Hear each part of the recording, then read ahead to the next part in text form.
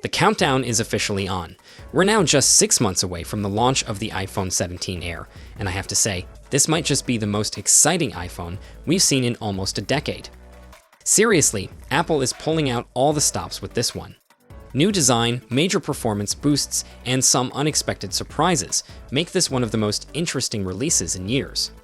Now, I'll be honest, I've been a Pro Max buyer every single year without fail. But this time, I'm seriously considering making the switch to the Air. That's how good it looks. The only catch: this phone was apparently supposed to be even more special before the European Union stepped in and messed with Apple's plans. Apple is going all in on a completely new camera bump that runs horizontally across the back of the phone. If this looks familiar, it's because Google has been using a similar design for its Pixel Pro lineup. And honestly, I love it. The horizontal bar just makes sense. It looks cleaner, it keeps the phone more balanced, and best of all, no more camera wobble. We've already seen CAD files, leaked cases, and even dummy models that confirm this design shift, and it looks absolutely stunning. One interesting thing to note is that the camera bar is reportedly massive, sticking out 9.5 millimeters from the back. That's huge, but there's a reason for this. Apple is known for pushing the boundaries of design, and the iPhone 17 Air is set to be the thinnest iPhone in history. At just 5.5 millimeters at its thinnest point, this is going to feel incredibly sleek in the hand. To put that into perspective, that's only 0.2 millimeters thicker than the impossibly thin M4 iPad Pro. This razor-thin design is what makes the camera bump so pronounced. Apple had to create extra space for the upgraded sensors while still keeping the main body ultra-thin. But holding a device this sleek, that's going to be a game changer. One of my biggest gripes with iPhones lately has been the size.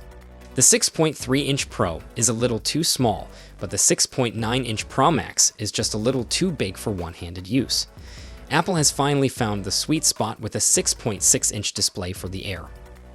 Interestingly, Apple initially wanted to go bigger, around 6.9 inches, but concerns about bending issues, remember Bendgate from the iPhone 6 Plus days, made them rethink their plans.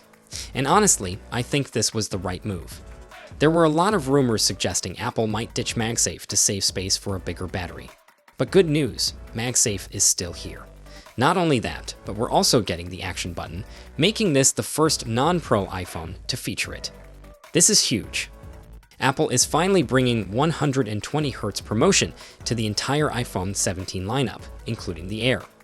If you've ever gone from using a Pro model back to a 60 Hz iPhone, you know how jarring the difference is. Everything feels slower, animations aren't as smooth, and even simple tasks feel less fluid. With 120 Hz on the Air, scrolling, gaming, and animations will finally feel as buttery smooth as they do on the Pro models. When you hear thin phone, you probably assume battery life is going to take a hit. That's what happened with the iPhone mini models. But Apple has a few tricks up its sleeve to keep the iPhone 17 Air's battery life on par with current models. A more power-efficient C1 modem, first seen in the iPhone 16. A higher density battery that packs more power into a smaller space, and more internal room for a battery thanks to a significant hardware change. To make space for a bigger battery and keep the phone ultra-thin, Apple is ditching the ultra-wide camera. The iPhone 17 Air will only have a single 48-megapixel main camera, but it will still support 2x digital zoom. Under the hood, the iPhone 17 Air is powered by Apple's next-gen A19 chip, which brings even better efficiency and improved graphics performance. Apple is also finally giving the Air 8 gigs of RAM, which means better multitasking and full support for Apple Intelligence AI features. Selfies have been one of the biggest weak points of iPhones compared to competitors, but that's about to change. The iPhone 17 Air is getting a 24-megapixel front camera, which should bring significantly better detail and low-light performance. Apple is moving towards more in-house chip designs, and the iPhone 17 Air will feature Apple's custom-built Wi-Fi 7 chip.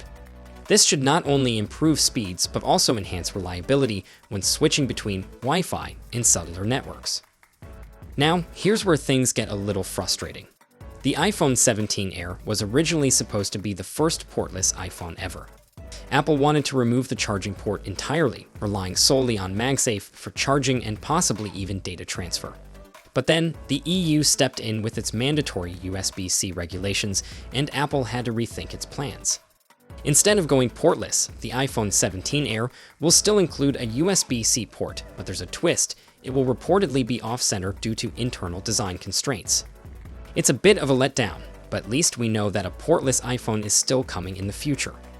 With all these changes, the iPhone 17 Air is shaping up to be one of the most exciting iPhones in years.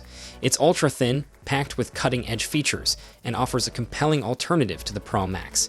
And at a rumored price of $899, it's replacing the iPhone 16 Plus while offering a better design, better screen, and better performance.